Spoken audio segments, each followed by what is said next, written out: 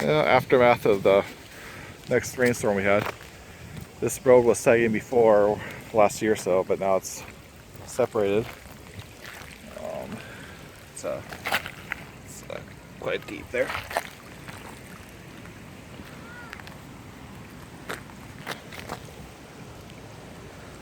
It's probably almost a foot down.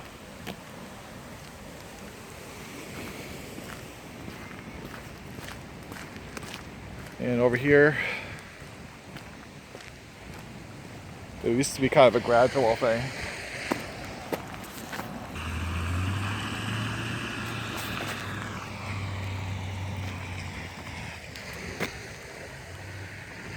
It's about 4 inches right there. Here it's much worse.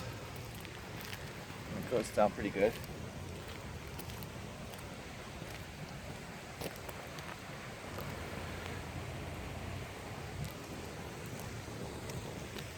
It's over there. Little pieces of the rope been cracking off there.